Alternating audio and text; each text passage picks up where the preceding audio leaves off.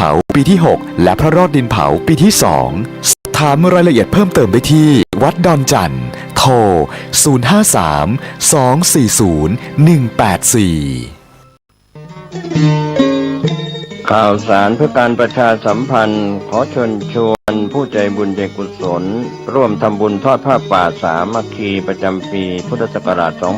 2568 เพื่อบูรณวิหารท่านกำลังติดตามรับฟังสถานีวิทยุกระจายเสียงพระพุทธศาสนาแห่งชาติและสังคมคลื่นเพื่อการศึกษาพระพุทธศาสนาและวัฒนธรรมระบบ FM 104.5 เมกะเฮิรตซ์ รายการต่อไปเป็นรายการคดีโลกคดีธรรม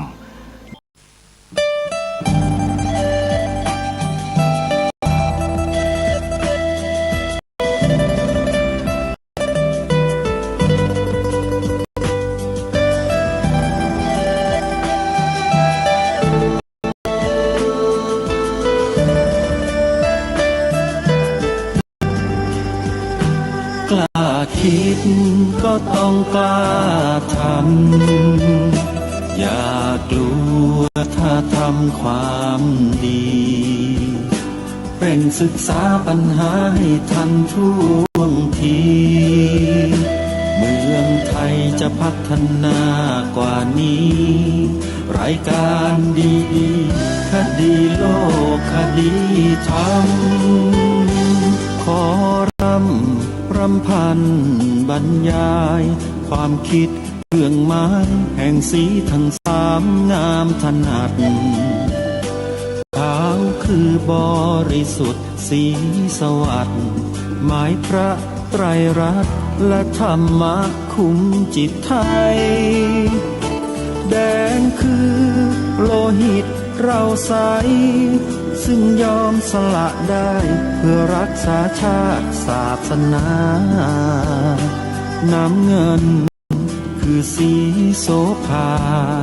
อันจอมประชาโปรดเป็นของส่วนองค์จัดริ้วเข้าใต้รง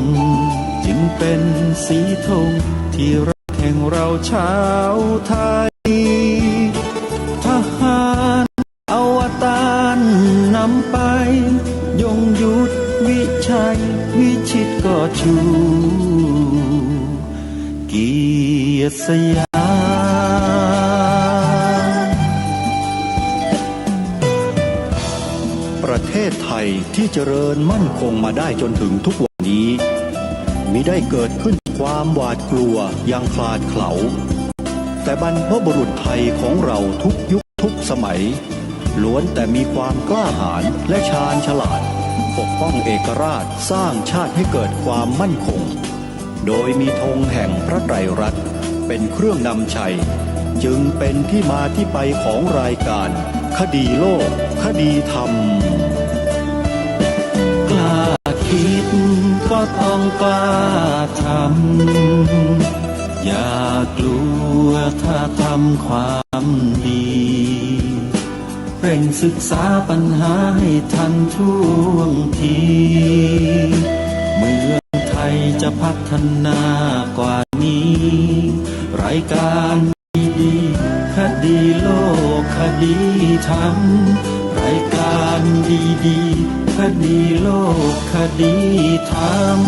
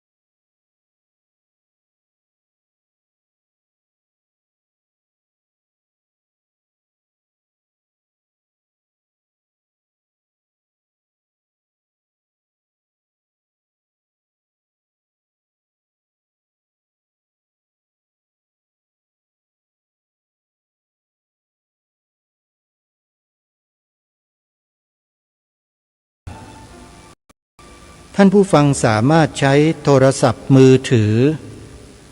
ดาวน์โหลดแอปพลิเคชันเพื่อติดตามรับฟังรายการนี้ได้เป็นประจำทุกวันในวันหนึ่งฟังได้ถึง6 เวลาสถานีวิทยุที่รวมกันอยู่ในแอปพลิเคชันนี้ออกอากาศต่างเวลากันสาธุชนสามารถดาวน์โหลดแอปพลิเคชันในชื่อวิทยุพุทธศาสนาทั่วไทยมีสถานีวิทยุรวมกันอยู่ในนี้48 สถานีทุกภูมิภาคของประเทศไทยของเราไม่ว่าท่านจะอยู่ณจุดใดของโลกถ้ามีสัญญาณอินเทอร์เน็ตท่านสามารถเปิดรับฟังสถานีวิทยุทั้ง48 สถานีนี้ได้โดยสะดวกจึงขอเรียนเชิญเจริญพรสาธุชนได้ประชาสัมพันธ์บอกกล่าวให้พี่น้องไทยของเราดาวน์โหลดแอปพลิเคชันนี้ไว้ในโทรศัพท์มือถือให้ทั่วถึงกันจะเป็นประโยชน์ต่อชาติบ้านเมืองของเราอย่างมากเพราะสถานีวิทยุที่รวมกันอยู่ในแอปพลิเคชันนี้มีแต่เรื่องราวที่ดีๆมีประโยชน์ต่อสังคมมานำเสนอต่อพวกเราตลอด24 ชั่วโมงถ้าหากว่าคนไทยเราได้ติดตามรับฟังกันให้ต่อเนื่องเราจะมีแนวความคิดที่เป็นไปในทิศทางเดียวกันเน้นรู้รักสามัคคีเป็นหลักสถานีวิทยุต่างๆเหล่านี้บริหารงานโดยพระภิกษุสงฆ์ผู้ทรงคุณความรู้มีปฏิปทาที่น่าเลื่อมใสศรัทธากันทั้งนั้นเลยญาติโยมไม่เป็นพิษเป็นภัยอะไรกับใครทั้งนั้นน่าเสียดายว่าไม่ได้รับการส่งเสริมอย่างจริงจังเท่านั้นเองเพราะทุกวันนี้สถานีวิทยุของครูบาอาจารย์ของเราเนี่ยต้องช่วยเหลือตัวเองโดยมีบรรดาญาติโยมที่ติดตามรับฟังรายการอยู่จำนวนหนึ่งคอยให้การสนับสนุนพอที่จะประทังให้สถานีวิทยุออกอากาศสิ่งดีๆพอไปได้ในแต่ละเดือนเท่านั้นโยมไม่ได้มีรายได้อะไรเป็นกอบเป็นกำเหมือนอย่างสถานีวิทยุในภาคธุรกิจเขามีรายได้เดือนหนึ่งเป็นแสนเป็นล้านโยมแต่สถานีวิทยุของพระเราเนี่ยไม่มีสปอนเซอร์ไม่มีโฆษณาชวนเชื่ออะไรทั้งสิ้นมีแต่การบอกบุญญาติโยมให้ช่วยกันญาติโยมก็ช่วยกันมาพอสมควรก็พออยู่กันได้จึงขอฝากให้พวกเราท่านทั้งหลายช่วยกันให้กำลังใจครูบาอาจารย์ของเราด้วยนะโยมนะท่านเสียสละทำสิ่งที่ดีๆให้เกิดขึ้นในสังคมขนาดนี้ถ้าเราทิ้งท่านทอดทิ้งท่านเนี่ยน่าเสียดายจริงๆกว่าที่เราจะมีอาสาสมัครทำงานเพื่อส่วนรวมกันถึงขนาดนี้ได้เนี่ยปานนะครับและหายากมากนัทศรีอินนะครับรองแม่ทัพเมื่อมีแล้วก็ต้องช่วยกันรักษานะโยมนะงานบุญกฐินปีนี้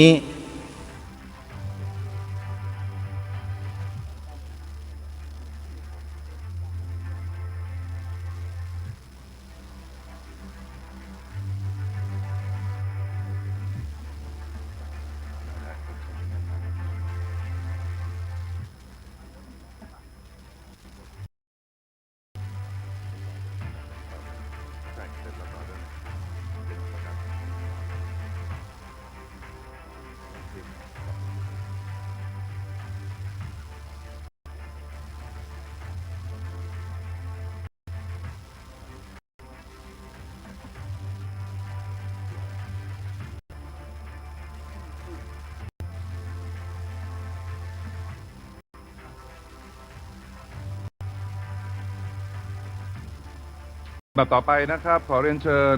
พลเรือเอกเชษฐาใจเปี่ยมนะครับโฆษกกองทัพเรือนะครับคุณวัฒนาเจริญจิตนะครับนายอำเภอเมืองสมุทรปราการนะครับนักเรียนนายเรือนะครับคุณธรรมพัฒน์อนันต์มั่งคงครับและคุณศรีรัตน์เหลือศิลป์นะครับประธานกลุ่มสตรีเทศบาลตำบลบางปูครับขอเรียนเชิญครับ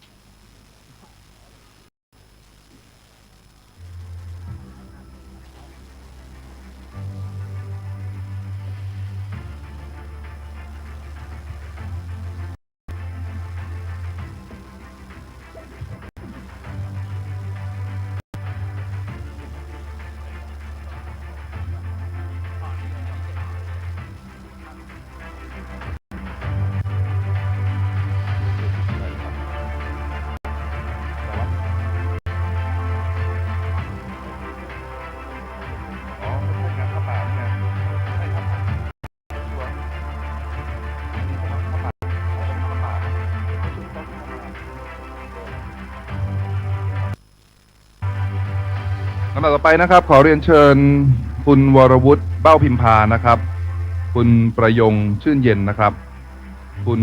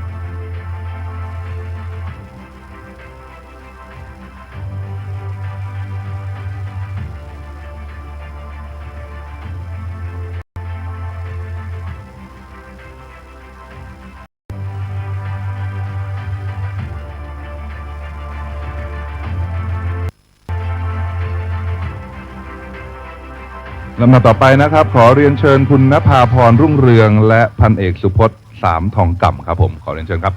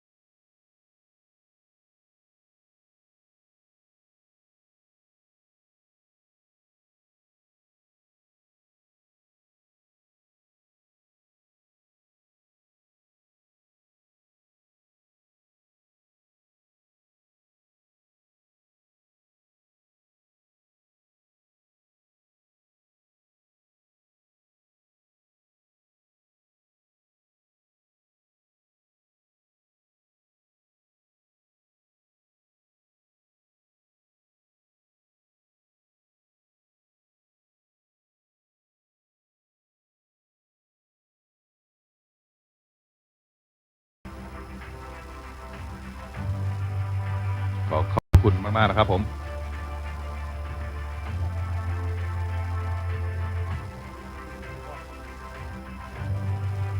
ก่อนที่จะเข้าสู่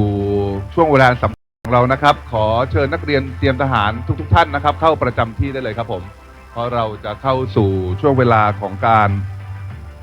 กางธงชาติไทยที่ผืนใหญ่ที่สุดในโลกนะครับผมและตอนนี้นะครับเรากำลังจะเข้าสู่ช่วงเวลาที่สำคัญในวันนี้นะครับผมที่ทุกๆคนในที่นี้จะร่วมกันเป็นสักขีพยานนะครับส่งผ่านความรักของเรานะครับที่เป็นชาวไทยทุกๆคนนะครับในการร่วมในพิธีกางธงชาติไทยผืนใหญ่ที่สุดในโลกนะครับขนาดของธงชาติของเราในวันนี้นะครับมีขนาดกว้างนะครับ 42.5 เมตรนะครับและยาว 63 เมตรครับผมตรงนี้ก็เพื่อแสดงพลังรวมพลของคนรักชาตินะครับผมช่วงเวลานี้นะครับก็อยากให้ทุกๆคนนะครับตั้งจิตให้มั่นนะครับตั้งจิตให้เป็นกุศลนะครับร่วมกันสร้างบุญบารมีนะครับแล้วก็เผยแผ่บุญบารมีที่ทุกๆคนเนี่ยได้ร่วมกันสะสมมานะครับเพื่อร่วมกันเป็นสักขีพยานนะครับแล้วก็มาร่วมกันอธิษฐานให้กับประเทศไทยของเราให้ก้าวข้ามผ่านพ้นวิกฤตการณ์ในครั้งนี้นะครับโดยพลังแห่งความสามัคคีของพวกเราคนไทยทุกคนและความรักของพวกเราที่มีต่อแผ่นดินไทยในบทเพลงรักเธอประเทศไทยครับผมและแน่นอนครับในบทเพลงนี้นะครับจะเป็นใครคนอื่นมาร้องไม่ได้เลยครับ นอกจากท่านนี้ท่านเดียวนะครับก็คือคุณชัดชัยสุขขาวดีหรือว่าพี่หลังร็อกเคสตราของเราครับขอเรียนเชิญพี่หลังร็อกเคสตราบนเวทีด้วยครับผม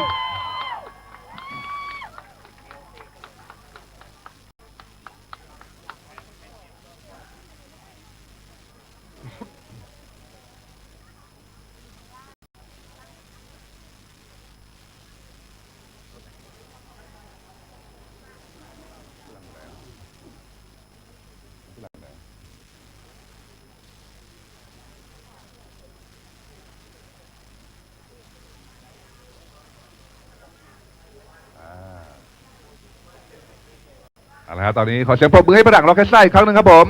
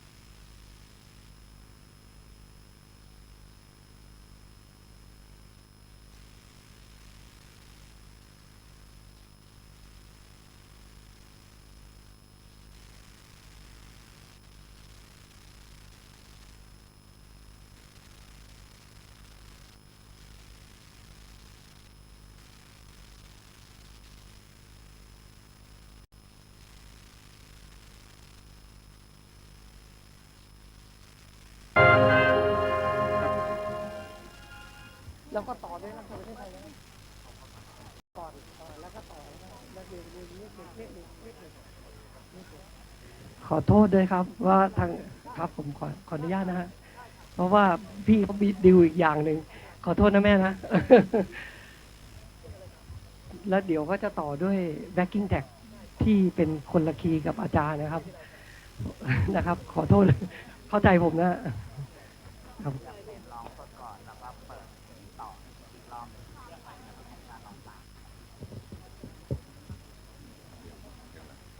ขอฝันไฟในฝันอันเหลือเชื่อขอสู้ศึกทุกเมื่อไม่หวั่นไหวขอทนทุกข์รุกรมห่มกายใจขอฝ่าฟันพ้องภัยด้วยใจทะนงจะแน่วแน่แก้ไขใน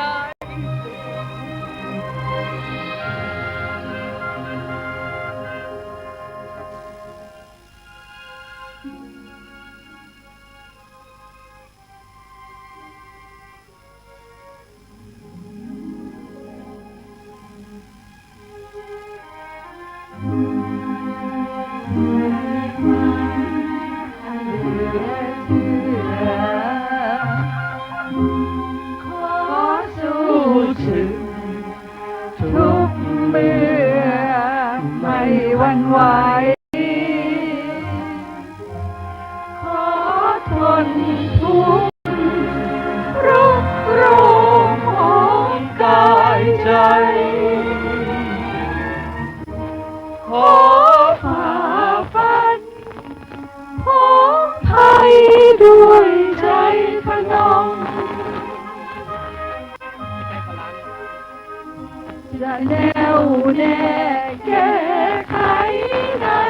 สิ่งผิดจะรักชาติจนชีวิตเป็นผุยพง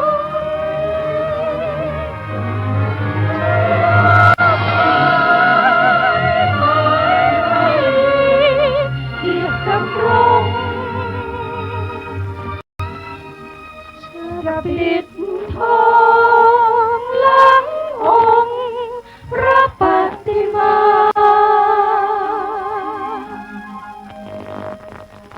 ไม่ท้อถอยคอยสร้างสิ่งที่ควร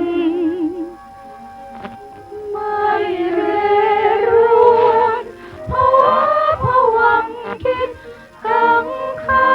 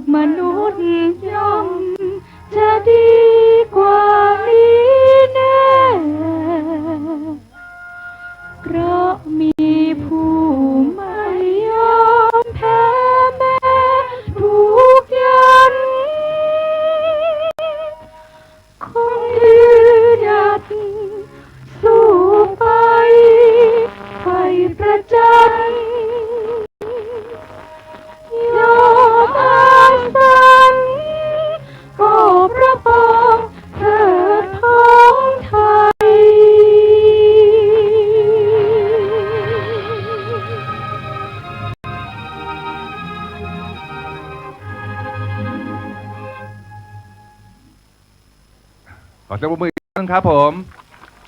ลำดับต่อไปนะครับ เราอยากให้ทุกๆคนนะครับมาร่วมกันนะครับ ร้องเพลงรักเธอประเทศไทยนะครับ ตอนนี้ธงชาติของเรานะครับ ผืนใหญ่ที่สุดนะครับ ในโลกนะครับ ได้กางเสร็จเรียบร้อยนะครับ ขอกล้องมุมสุดนี่ใหญ่มากๆนะครับ ผมความกว้างนะครับ 42.5 เมตรนะครับ ผมยาวทั้งสิ้น 63 เมตรนะครับ ผมอันนี้เป็นธงชาติผืนที่ใหญ่ที่สุดในโลกนะครับผมและเราอยากให้ทุกๆคนนะครับที่อยู่ณที่แห่งนี้นะครับ ผมเชื่อว่าทุกๆคนมีความรักชาติยิ่งชีพทุกๆท่านนะครับ อยากจะให้ทุกคนมาร่วมกันร้องเพลงรักเธอประเทศไทยไปพร้อมๆกันนะครับผมโดยเราจะให้คุณรังร็อกเคสตรานะครับเป็นผู้นำพวกเราร้องเพลงนี้ด้วยกันนะครับผมถ้าพร้อมแล้วพี่ดังร้องได้เลยนะครับเราจะไม่มีดนตรีนะครับจะเป็นการร้องสดๆนะครับผมใครร้องได้ช่วยกันร้องนะครับอยากให้เสียงดังๆเลยครับผม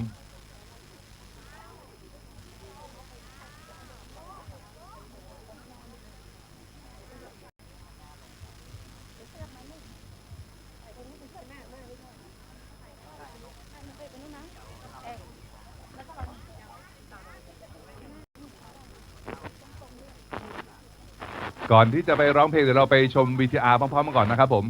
จะมี VTR เรื่องราวต่างๆให้เราได้รับชมกันก่อนนะครับ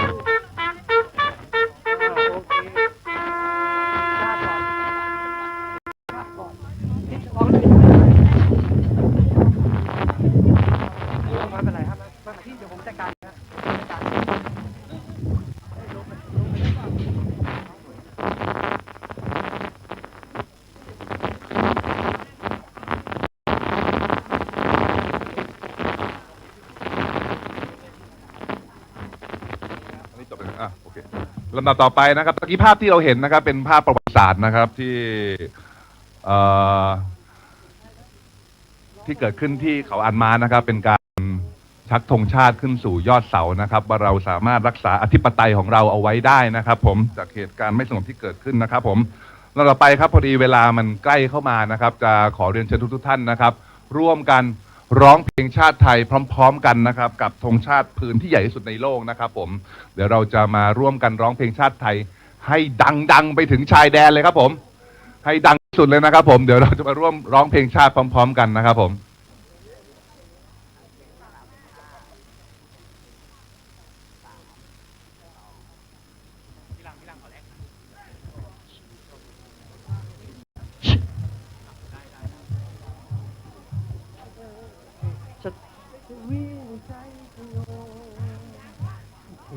ไทยรวมเนื้อชาติไทยเป็นประชารัฐไทยของไทยทุกส่วนอยู่ดำรงคงไว้ได้ทั้งมวลด้วยไทยร่วมหลายรักสมัครไทยนี่รักสงบแต่ถึงลบไม่ขาดเอกราชจะไม่ให้ใครคงขีสถา เลือดทุกหยาดเป็นชาติฟรีทะเลประเทศไทยทวีมีชัยชโย ใช่ใช่ใช่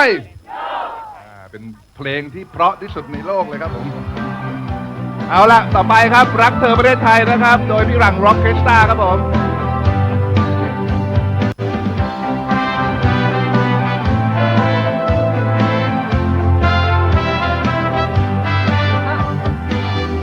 ตัวเป็นตนตัวเป็นคนขึ้นมาได้ จะโตจะตายไม่แน่นอนจะจึงจะตังขึ้นครั้งหรืออ่อนแล้วแต่ทำเพื่อใครจะดีจะเลวเธอก็ยืนเคียงข้างจะจำไม่จางยังซึ้งใจจะเป็นจะตายดีร้ายสักเพียงใดฉันทำได้เพื่อเธอสาบานว่าไม่เสียใจเสียใครไม่เท่าเสียเธอจะยอมให้ใครมาทำร้ายเธอเป็นไปได้ไงแม้เธอก็เสียใจได้นะครับจะดีจะเลวเธอก็ยืนเคียงข้างจะจำไม่จางยังซึ้งใจจะเป็นจะตายดีร้ายสักเพียงใดฉันทำได้เพื่อเธอดนตรีครับดนตรีครับเอ้าซ้ายข้างล่างซ้ายซ้ายขวาซ้าย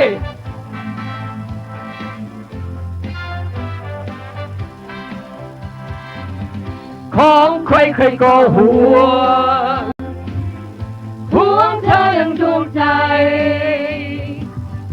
ขอเธอไม่ต้องหวั่นไหวหลับเถิดหลับให้สบาย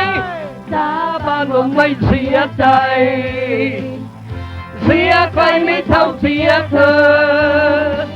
จะยอมให้ใครมาทำร้ายเธอเป็นไปได้ไงแม้ตายก็ต้องยอมสาบานว่าไม่เสียใจเสียใครไม่เท่าเสียเธอ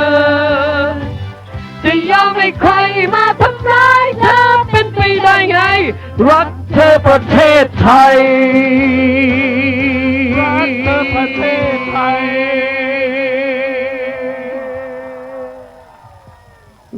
เป็นภาพที่สวยงามมากๆนะครับผมขอให้ ขอบคุณนะครับดนตรีดังๆหน่อยครับไม่มีมอนิเตอร์เอ้ามอนิเตอร์ดังๆ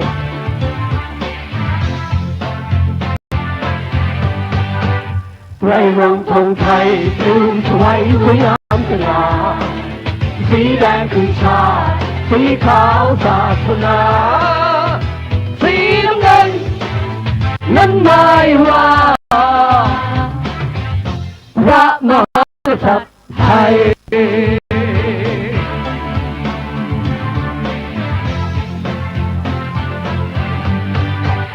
สีแดงคือชาติบรรพบุรุษแลกมาด้วยหยาดเลือดลมดินสู้รบคิดทิ้งเพื่อองค์คำว่าชาติไทยลูกหลานไทยทั้งพ้องต้องรักษาด้วยหัวใจเยี่ยงบรรพชนไทยที่เสียสละและสร้างมา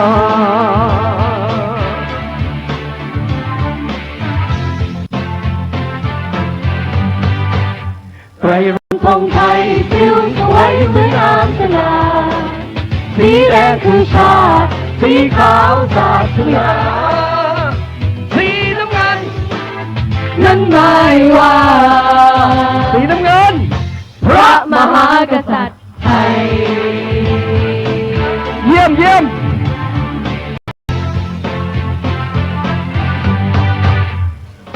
สีขาวคือศาสนาทุกศาสนานั้นเลื่อนสอนคุณความดีนั้นแน่นอนจะติดตัวเสมอไปบริสุทธิ์คือธรรมะปัญญาคือทางสว่างไสวเป็นสิ่งทำจำใจจ รักษาไว้ด้วยความดี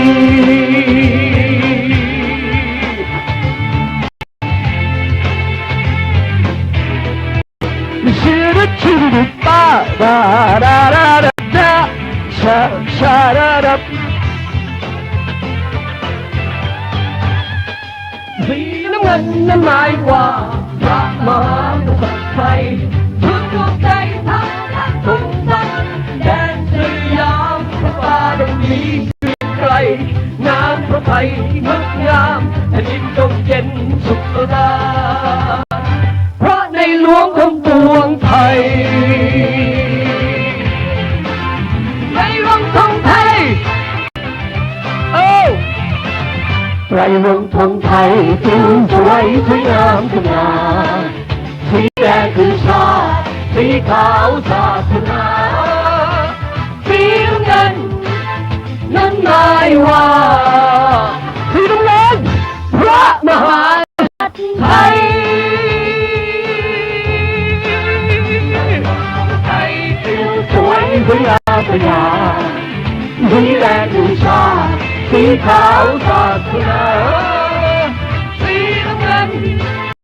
นั้นหมายว่าพระมหากษัตริย์ไทยในหลวงของไทย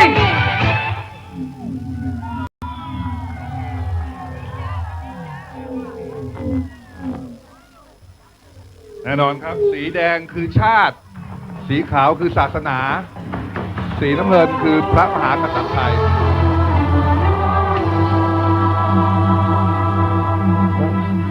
รักชาติยอมสละแม้ชีวิตรักเกียรติ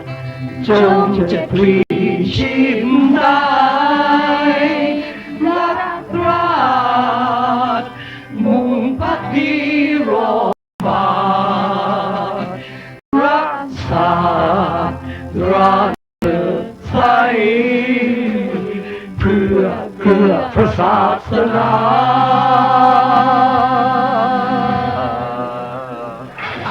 สยามเป็นบ้านเกิดเมืองนอนดุจบิดามารดอนเปรียบได้ยามสุขสโมสรทุกเมื่อยามสุขทุกยากไรราดเว้นหรือควรอันสยามเป็นบ้านเกิดเมืองนอนดุจบิดามารดอนเปรียบได้ยามสุขสโมสรทุกเมื่อยามสุขทุกอยากไรราดเว้นหรือควร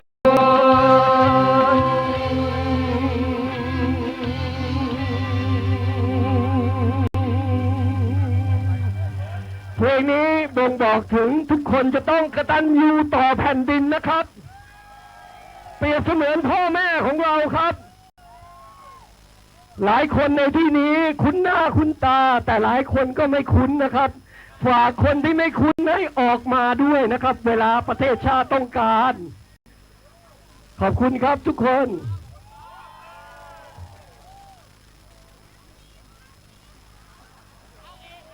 ใจเย็นๆยังมีหลายลำดับการเนาะ โอเคลงใช่ไหมครับลำดับต่อไปนะครับเดี๋ยวทางบนเวทีเดี๋ยวขออนุญาต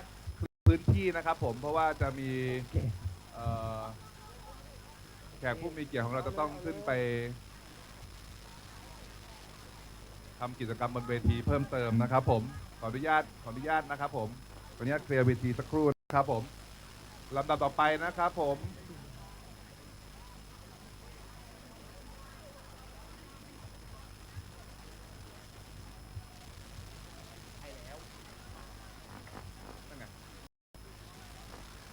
ลำดับต่อไปนะครับขอเรียนเชิญพลตรีนัทศรีอินนะครับรองแม่ทัพภาคที่2นะครับขึ้นกล่าวสุนทรพจน์นะครับเชิดชูสดุดีวีรกรรมของวีรชนและบรรพบุรุษผู้เสียสละปกป้องประเทศ ทศไทยครับผมกล่าวเรียนเชิญครับ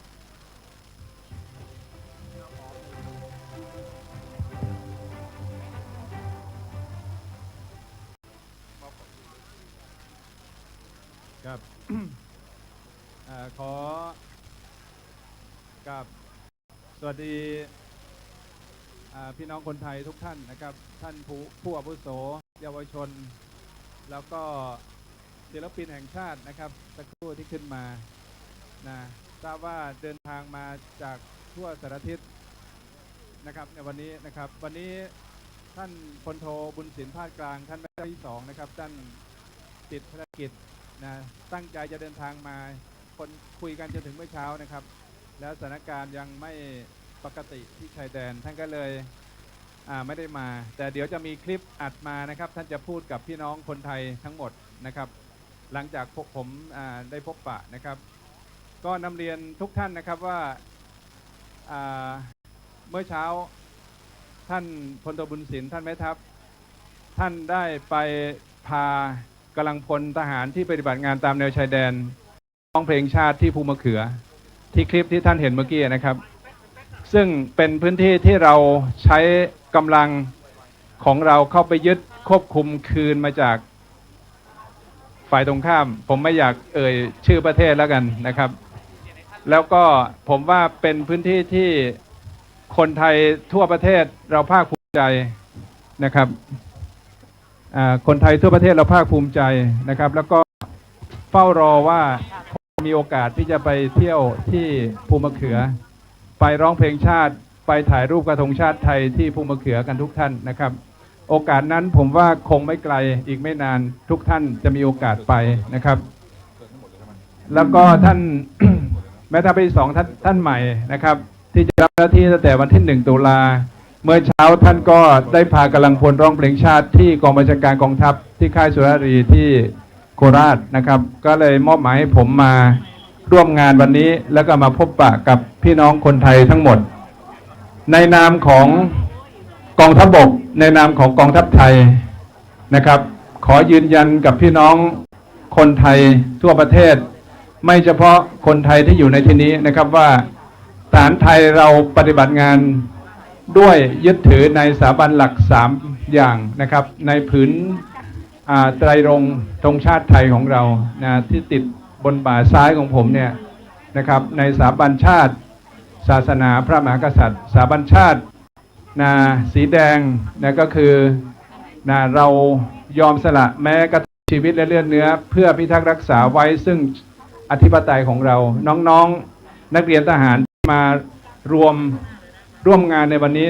ทั้งหมดเหล่านี้จะเป็นคลื่นลูกใหม่ที่จะต้องไปทำหน้าที่ในการรักษาอธิปไตยรักษาผืนแผ่นดินของเราไว้อย่างที่สองคือสีขาวก็จะเป็นสถาบันศาสนานะครับซึ่งเป็นตัวแทนของความบริสุทธิ์ความมีคุณธรรมความดีประเทศไทยเรานะครับมีอิสระในการนับถือศาสนาไม่ว่าศาสนาใดก็ตามสอนให้คนเป็นคนดีนะครับเพราะนั้นเรามีอิสระในการนับถือศาสนาทุกศาสนาสุดท้ายคือสีน้ำเงินสถาบันพระมหากษัตริย์นะครับตั้งแต่อดีตเป็นต้นมาสถาบันพระมหากษัตริย์เป็นมิ่งขวัญและเป็นศูนย์รวมจิตใจของคนไทยเราในอดีตจอมทัพไทยเราคือองค์พระมหากษัตริย์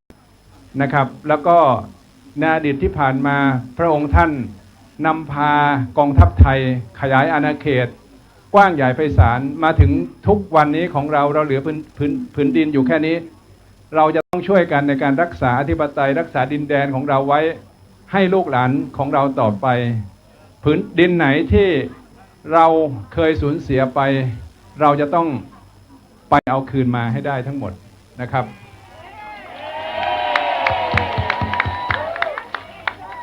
เพราะนั้นผมยืนยันกับพี่น้องคนไทยทั่วประเทศนะครับว่ากองทัพไทยเราตั้งมั่นตั้งใจก่อนหน้านี้ทุกท่านอาจจะมองไม่เห็นอาจจะไม่เข้าใจแต่ว่าในปัจจุบันท่านจะเห็นว่าเลือดเนื้อและชีวิตเดี๋ยวจะมี VTR ของน้องๆทหารที่เสียชีวิต16 คน16 ท่านคนเหล่านี้นะครับถ้าบอกว่าเขายอมเสียสละชีวิตเพื่อแผ่นดิน ก่อนหน้านี้ท่านอาจจะไม่เข้าใจนะครับผมยืนยันว่าในช่วงปฏิบัติการยุทธบดินทร์5 วัน 4 คืนที่ผ่านมาทุกคนมุ่งมั่นตั้งใจที่จะยึดคืนอธิปไตยเรากลับคืนมาแม้จะเสียซึ่งเลือดเนื้อและชีวิตเขาก็ยินยอมนะครับเราเองที่เป็นคนรุ่นหลังเราคงจะต้องช่วยกันในการที่จะรักษาดินแดนของเราสืบทอดไปเพื่อรักษาให้กับลูกหลานเราต่อไปในอนาคตคนเหล่านี้ท่านเหล่านี้ยอมสูญเสียชีวิตเพื่อรักษาอธิปไตยรักษาดินแดนให้คนไทยทั้งชาติเขาไม่ได้ห่วงครอบครัวเขาไม่ได้ห่วงพ่อแม่ลูกเมียเขาเพราะฉะนั้นเมื่อเขาสูญเสียไปผมว่าเป็นหน้าที่ของคนไทยทั้งหมดที่จะต้องหนึ่งก็คือรำลึกนึกถึงบุญคุณของเขาและอย่างที่สองที่สำคัญคือเรามีหน้าที่ที่จะต้องดูแลครอบครัวดูแลพ่อแม่ลูกเมียของเขานะครับที่อยู่ข้างหลังนะให้ดีที่สุดผมขอบคุณ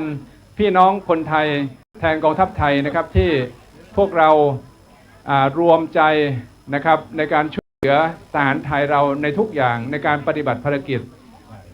น้ำใจคนไทยหลั่งไหลไปสู่ชายแดนทำให้คนที่ปฏิบัติงานที่แนวชายแดนมีขวัญกำลังใจที่ดีนะครับทุกคนฝากผมมาบอกกับพี่น้องคนไทยทุกคนนะครับว่าทุกท่านไม่ต้องห่วงเราทุกคนพร้อมที่จะเสียสละชีวิตและเลือดเนื้อเพื่อรักษาอธิปไตยของชาติไทยไว้และก็ขอบพระคุณในน้ำใจของทุกท่านที่หลั่งไหลไปหาแนวชายแดนน้ำใจของท่านที่ไปแนวชายแดนเป็นกำลังใจที่ทำให้คนเหล่านี้น้องๆทหารเหล่านี้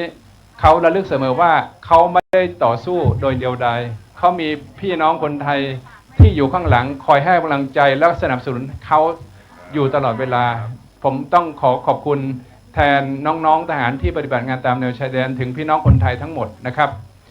ในโอกาสที่มาในวันนี้นะครับผมขอให้คนไทยทั้งปวงเรารวมใจกันเป็นหนึ่งสามัคคีกันผมเชื่อว่าถ้าเรารวมใจกันเป็นหนึ่งสามัคคีกันไม่มีชาติใดมาเกินชาติไทยเรานะครับมาเกินชาติไทยเราเพราะนั้นขอให้เราได้รวมใจกันเป็นหนึ่งแล้วก็สมัครสมานสามัคคีกันช่วยกันทำงานหรือประกอบสัมมาอาชีพที่สุจริตมีคุณธรรมนะครับแล้วก็อย่างน้อยที่สุดเผื่อแผ่แก่สังคมแก่คนในสังคมที่เป็นคนไทยด้วยกันทั้งหมดนะครับโอกาสนี้ผมขอบคุณพี่น้องคนไทยทั้งหมดทั้งสิ้นและพี่น้องที่มาร่วมกันชุมนุมในที่นี้ทั้งหมดนะครับขอบคุณมากครับขอเสียงปรบมืออีกครั้งนะครับให้กับพลตรีนัทศรีอินนะครับรองแม่ทัพภาคที่2ครับเห็นท่านบอกว่ามี VTR จาก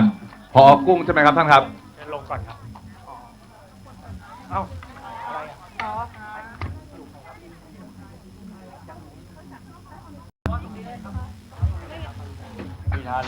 ลำดับต่อไปนะครับขอเชิญชม VTR นะครับจากทางท่านแม่ทัพภาคที่2นะครับผมที่ฝากกำลังใจมาให้พวกเราทุกคนนะครับผมเชิญรับชมได้เลย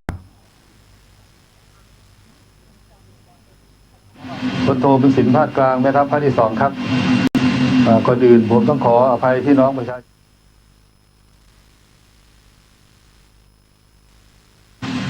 วันธงชาติไทยในวันนี้ได้ที่ศูนย์ประการของเรานะครับเนื่องจากว่าในห่วงนี้มีเหตุการณ์ไม่ปกติในพื้นที่ไทยกัมพูชาผมต้องเลยขออนุญาตอยู่กับน้องๆในพื้นที่เพื่อร่วมกันแก้ปัญหาให้เกิดความสงบเรียบร้อยโดยเร็วและในโอกาสต่อไปในโอกาสหน้าผมจะขอไปพบพี่น้องอีกครั้งหนึ่งสำหรับวันนี้ตัวผมเองก็ได้ร่วมกับน้องๆเชิญธงชาติเวลา 8 นาฬิกาที่ภูมะเขือแล้วก็ขอนำความชื่นชมและความขอบคุณพี่น้องคนไทยที่มาร่วมงานในวันนี้ที่สมุทรปราการทุกท่านขอให้ทุกท่านนะครับได้ทำลงไว้ซึ่งสถาบันชาติศาสนาพระมหากษัตริย์ตามสีธงชาติธงแต่ลงของเราไว้ชั่วลูกชั่วหลานผมต้องขอขอบคุณและขออภัยอีกครั้งหนึ่งและมีโอกาสข้างหน้าผมจะพบทุกท่านในพื้นที่ต่อไปขอบคุณมากครับขอเสียงปรบมือให้กับท่านแม่ทัพภาค 2นะครับผมต่อไปนี้เป็น VTR นะครับของวีรชน ตะในการปกป้องอธิปไตยให้กับประเทศของ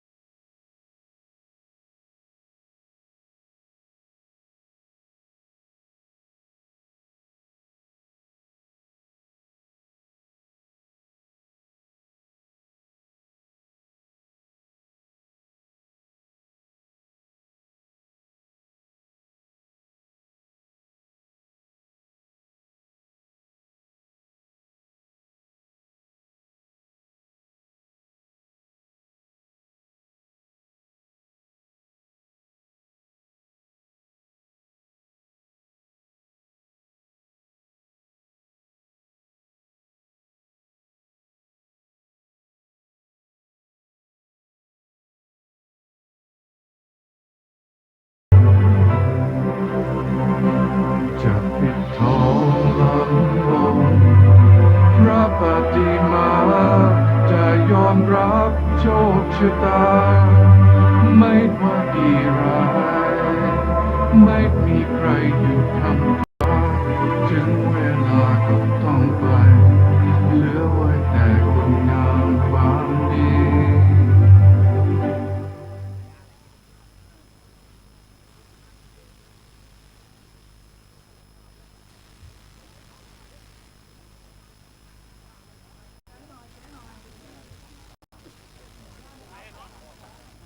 ขอเสียงปรบมือดังๆอีกครั้งนะครับให้กับ 16 วีรชนทหารกล้าของเรานะครับ ที่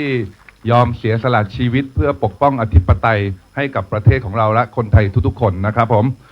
ลำดับต่อไปนะครับขอเรียนเชิญพลตำรวจโทเผ่าไทยทองทิวนะครับประธานการจัดงานนะครับมอบของที่ระลึกให้กับพลตรีนัทศรีอินทร์รองแม่ทัพภาคที่2ขอเรียนเชิญครับ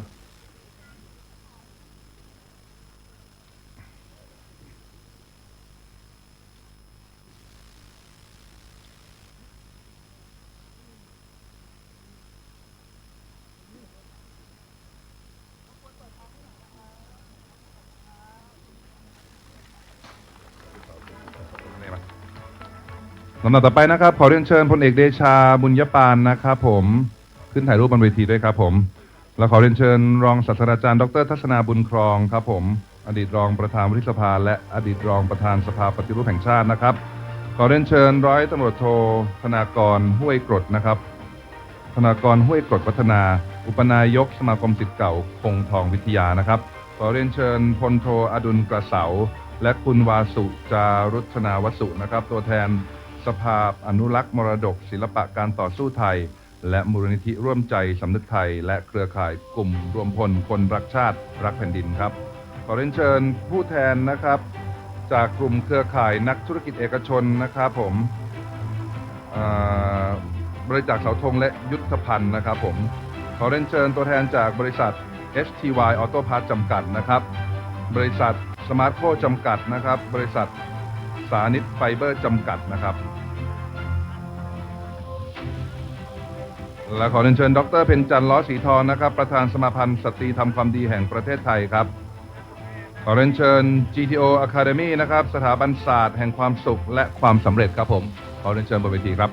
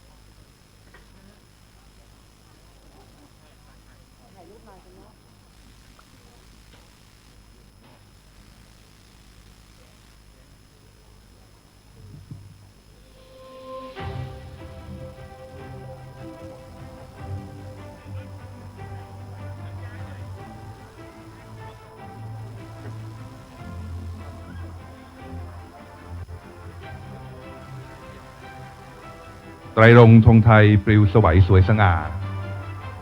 สีแดงคือชาติสีขาวคือศาสนาสีน้ำเงินคือพระมหากษัตริย์ไทยในวาระแห่งการฉลอง108 ปีธงชาติไทยเพื่อรวมน้อมรำลึกพระมหากรุณาธิคุณพระบาทสมเด็จพระมงกุฎเกล้าเจ้าอยู่หัวเนื่องในวันครบรอบ108 ปีธงชาติไทยและแสดงออกถึงความหมายอันเป็นสำคัญในวันที่เราได้มารวมพลคนรักชาติประกาศเจตนารมณ์แห่งการร่วมกันรักษาบ้านเมืองเพื่อให้ธงชาติผืนนี้นะครับที่เราได้มีส่วนร่วมในการทำพิธีกลางธงชาติในวันร่วมฉลอง108 ปีธงชาติไทยนะครับผมลำดับต่อไปนะครับ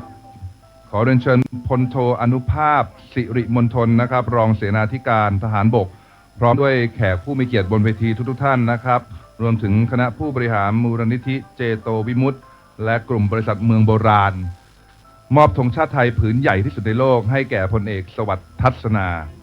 ในฐานะประธานคณะกรรมาธิการทหารและความมั่นคงของรัฐวุฒิสภาขอเรียนเชิญครับผม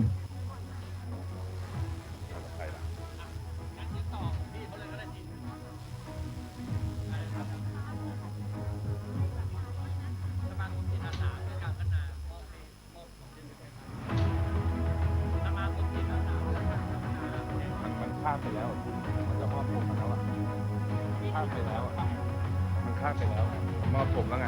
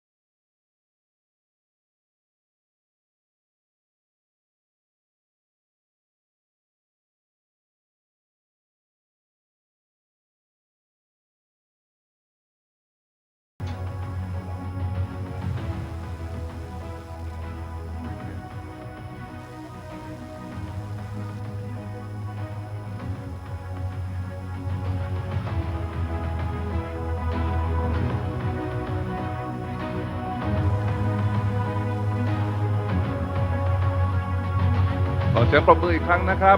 กับพิธีการมอบธงชาตินะครับผม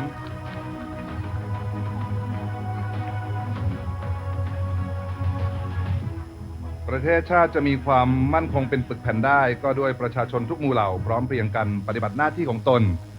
โดยมีอุดมคติและจุดมุ่งหมายเดียวกันนั่นก็คือประโยชน์สุขของทุกคนในชาติครับผมพระราชดำรัสของพระบาทสมเด็จพระปรเมนทรรามาธิบดีศรีสินธรมหาวชิระลงกรณ์พระวชิระเกล้าเจ้าอยู่หัวนะครับรัชกาลที่10ส่งตำรัสเอาไว้นะครับถึงความรักชาตินะครับผม3 วันที่ผ่านมานี้นะครับผมการก่อกวนสร้างชนวนให้เกิดสงครามจากความพยายามในการคุกคามและสร้างผลกระทบต่อสภาพจิตใจและความตื่นกลัวของประชาชนนะครับแต่พวกเราโชคดีครับที่เรายังมีทหารเป็นผู้คุ้มครองเป็นรั้วของชาติแต่เราต้องการการคุ้มครองตนเองนะครับที่เกิดจากประชาชนที่มีส่วนร่วมและก็ร่วมกันสร้างขอบเขตของประเทศที่ชัดเจนเพื่อเป็นเส้นทางป้องกันประเทศที่มีความชัดเจนและเปรียบเสมือนแนวป้องกันประเทศนะครับจึงได้อยากจะขอเชิญชวนนะครับประชาชนทุกคนนะครับร่วมกันในภารกิจและกิจกุศลในครั้งนี้นะครับขออนุญาตประชาสัมพันธ์นะครับโครงการผ้าป่าถนนชายแดนสร้างชาติรักษาแผ่นดินนะครับสร้างถนนชายแดนช่องอันม้าจังหวัดอุบลราชธานีนะครับกับหลวงตาสินทรัพย์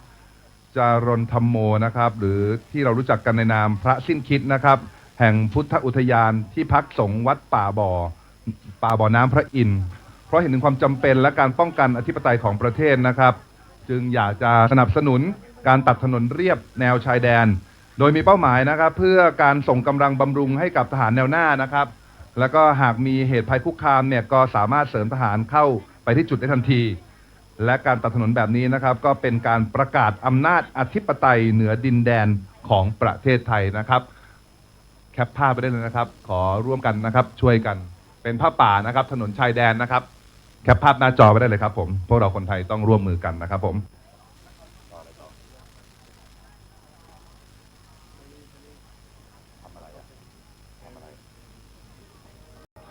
ลำดับต่อไปนะครับขอเรียนเชิญอาจารย์พฤติพลประชุมผลนะครับผู้ก่อตั้งและผู้อำนวยการพิพิธภัณฑ์ธงชาติไทย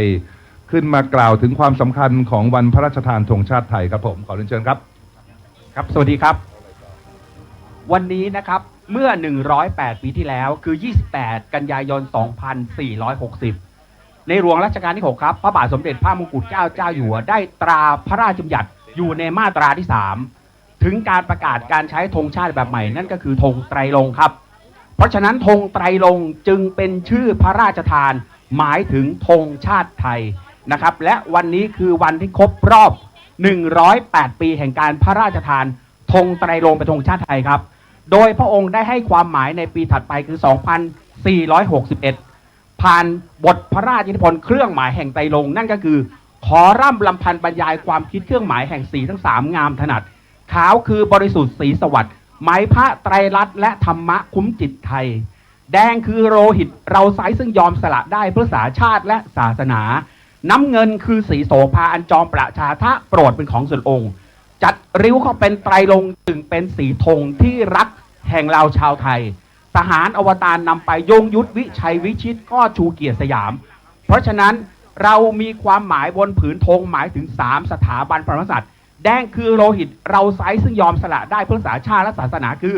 สีของชาติประชาชนทุกคนเลือดที่เราพร้อมหลั่งเพื่อปกป้องปฐพีผืนนี้เพื่อดำรงความเป็นเอกราชครับขาวคือศาสนาเพื่อพวกเราทุกคนนั้นมีจิตใจที่สูงส่งนะครับน้ำเงินคือสีโสภาอันจอมประชาทะโปรดเป็นของส่วนองค์เป็นสีประจำพระชนมวานของรัชกาลที่6และเป็นสีประจำสถาบันทุกวันนี้เพราะฉะนั้นเรานะครับทุกคนจะต้องร่วมใจกันปกป้อง3แถบสีบนผืนธงไตรรงค์ผืนนี้ตลอดไปครับขอบคุณมากครับขอเสียงปรบมือให้อาจารย์อีกครั้งหนึ่งครับผมนี่ครับประวัติความเป็นมาของธงชาติเรานะครับผมความภูมิใจของความเป็นไทยของทุกคนในประเทศนะครับผมต่อไปนะครับผมอยากเรียนเชิญพี่รังโรเคสตราครับผมขึ้นร้องเพลงสยามมนุษยสติด้วยกันนะครับผมนะฮะซึ่งเป็นบทโครงพระราชนิพนธ์นะครับของพระบาทสมเด็จพระมงกุฎเกล้าเจ้าอยู่หัวรัชกาลที่6ครับท่านมีพระประสงค์นะครับเพื่อปลุกใจให้คนไทยเนี่ยรักชาติแล้วก็รักแผ่นดินนะครับในช่วงสงครามโลกครั้งที่1นะครับซึ่งทรงพระราชนิพนธ์ไว้เมื่อตั้งแต่ปีพ.ศ. 2411นะครับแล้วก็ทรงพระราชทานให้แก่ทหารอาสาในสมัยนั้นและวันนี้นะครับอยากจะเรียนเชิญพี่หลังโรเคสซ่านะครับขึ้นมาร้องเพลงสยามมนุษยสตินะครับเพื่อมอบให้แก่เหล่าทหารหารทุกคนครับผมขอเรียนเชิญครับผมเพลงมา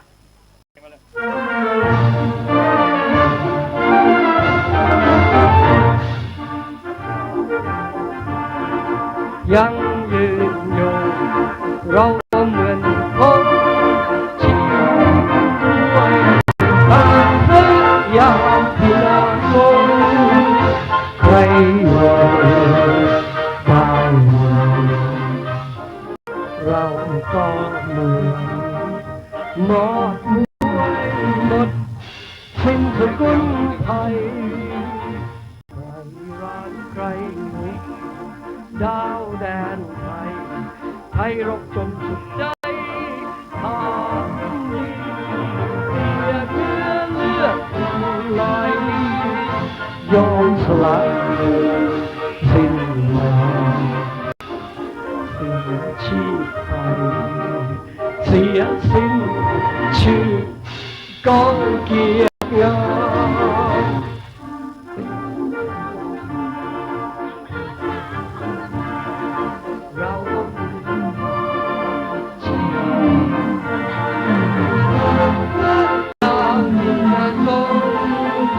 ใครตายเราก็เหมือนหมดไว้หมดสิ้นสกุลไทยไม่ร้านใครรุกดาวแดนไทยไทยรบจนสุดใจขาดดินเสียเนื้อเลือดหลั่งไหลยอมสละสิ้นแรง ชีพไปเสียสิ้นชื่อก้องเกียรติงามปรบมือให้ทุกคนนะครับ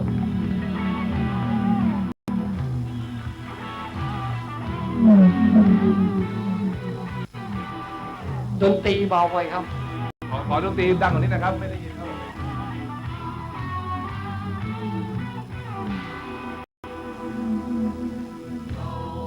คนไทยต่างคนจากแดนไกลต่างมารวมใจสามัคคีทุกหมู่เหล่าพวกเราพร้อมพรั่งงามดินเราดินไทยในแดนทองแห่งดีคนปองไทยเขาครองต้องรวมกันผูกพันรักเอาโบราณงานมาชาติไทยแข่งเรียงไกรกล้าฝ่าฟันมาทุกเวลาไม่หวั่นรันรึอันตรายผ่านความลำเค็ญร้อนเย็นติดนานทอดกลายเป็นชาติฟรีรักนั้นมาชาติไทยแข่งเกรียงไกลกล้าฝ่าฟันมาทุกเวลาไม่หวั่นรันถึงอันตรายผ่านความลำเค็ญร้อนเย็นนิดนานทอดกลายเป็นชาติฟรีคือเธอไทยมาพร้อมใจน้องพี่เราเลือดไทยเสรีอัตกีพร้อมกินเธอไทยเราพร้อมใจทุกฝ่ายเราไม่ยอมแพ้พ่ายศัตรูร้ายมุ่ง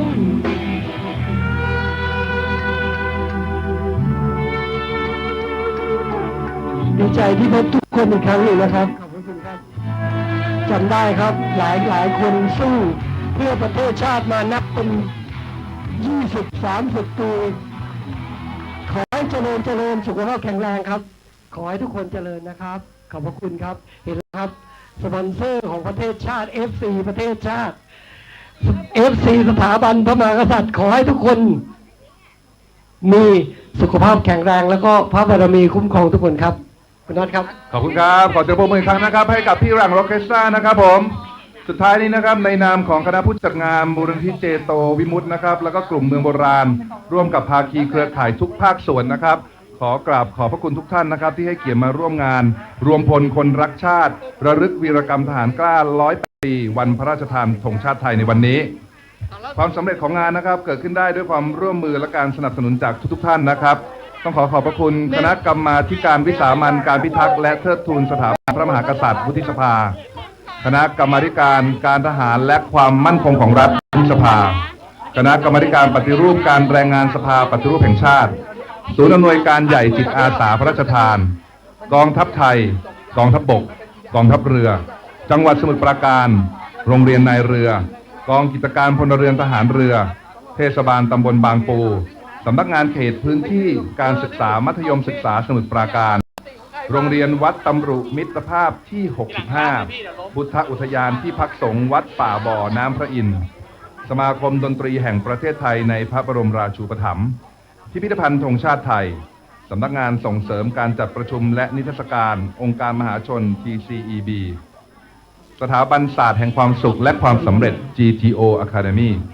วงโยธวาทิตโรงเรียนบ้านคลองมือไซสว่างไสวราชบำรุงสมาคมพลังแผ่นดินสมาคมจิตอาสาเพื่อการพัฒนามูลนิธิร่วมใจสำนึกไทยกลุ่ม9เสาหลักพิทักษ์แผ่นดินไทยอาสาป้องกันชาติสมาคมอากาศยานไร้คนขับประเทศไทยมูลนิธิพัฒนาเยาวสตรีภาคเหนือในพระอุปถัมภ์สมเด็จพระเจ้าพี่นางเธอเจ้าฟ้ากัลยาณิวัฒนาหลวงนราธิวาสราชนครินทร์องค์กรอภิวัตพลเมืองกองอำนวยการรักษาความมั่นคงภายในจังหวัดสมุทรปราการอาสาสมัครสาธารณสุขกรุงเทพมหานครและคนไทยหัวใจรักชาติทุกๆคนที่อยู่ณที่แห่งนี้วันนี้หมดหน้าที่ของผมแล้วขอลาไปก่อนสวัสดีครับผม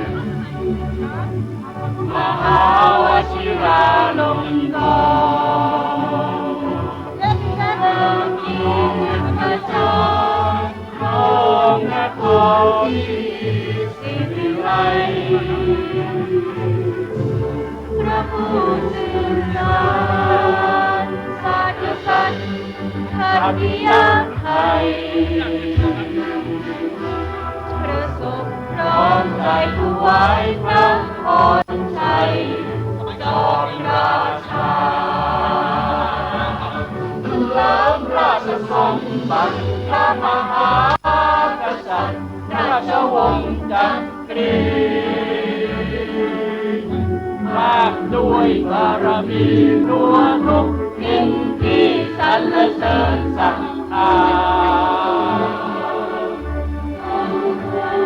พระเรพระผู้ของปวงประชาข้ามวันทางอยู่คู่ฟ้าคู่แผ่นดินพระบาทสมเด็จมหาวชิราลงกรณ์เอกมหิสรครองนครทายิน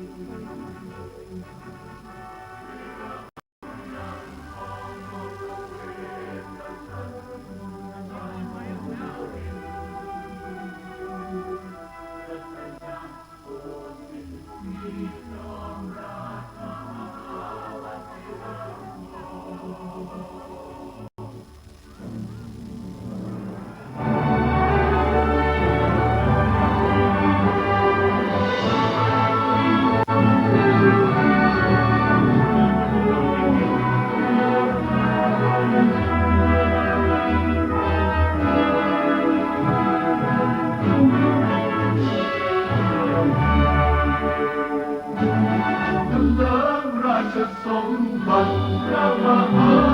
กษัตริย์ราชวงศ์จักรีมาด้วยบารมีทั่วทุกทิศที่สรรเสริญศรัทธา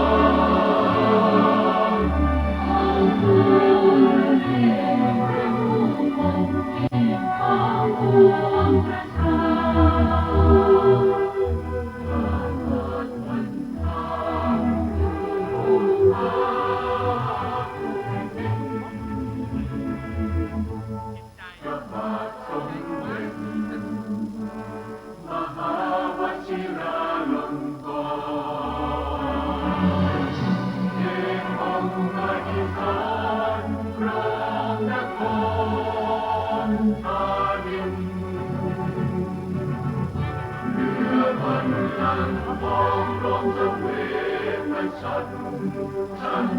นรินทร์รัตนโกสินทร์มีจอมราชามหาวชิราลงกรณ์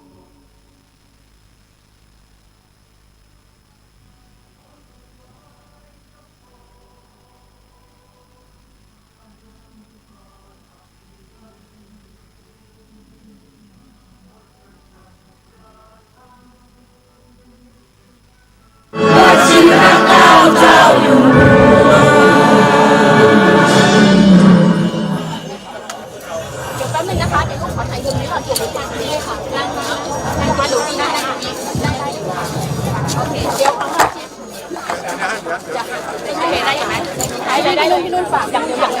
มาพี่ฝากพี่ถ่ายให้ไหมข้าพระพุทธเจ้าข้าพระโลและศิรการนกพระภูมิพานบุญญาธิเรกบรมจักรินทร์พระสยามยินพระยศยิ่งยงเย็นศิลาพระบริบาลผลพระคุณทรักษาปวงประชาเป็นสุขสันต์ขอ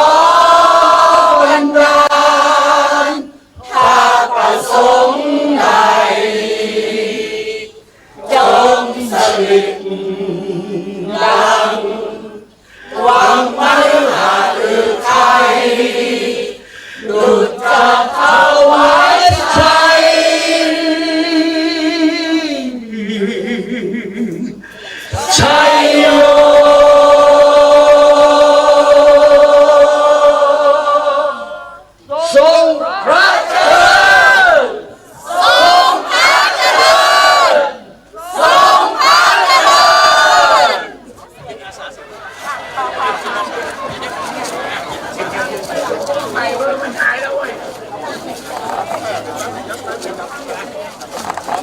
ีดเดอร์พร้อมลีดเดอร์พร้อมลีดเดอร์พร้อมความเสียสละ10ประการของนักจิตอาสา 1. จิตอาสาเป็นผู้เสียสละความคิด 2. จิตอาสาเป็นผู้เสียสละคำพูด 3. จิตอาสาเป็นผู้เสียสละการกระทำ 4. จิตอาสาเป็นผู้เสียสละเวลา 5. จิตอาสาเป็นผู้เสียสละทรัพย์สิน 6. จิตอาสาเป็นผู้เสียสละผลงาน 7. จิตอาสาเป็นผู้เสียสละชื่อเสียง 8. จิตอาสาเป็นผู้เสียสละได้แม้กระทั่งชีวิต 9. จิตอาสาเป็นผู้เสียสละโลกส่วนตัว 10. จิตอาสาเป็นผู้เสียสละความคิดที่ว่าตนคือนักเสียสละให้อย่างไรให้ก็ให้ไม่ให้ก็ให้ไม่ให้ก็ให้คุณลักษณะ5ประการลีดเดอร์จิตอาสาที่เราต้องการ 1. เข้มแข็งรวดเร็วจริงจังมีวินัยใฝ่คุณธรรมขอบคุณครั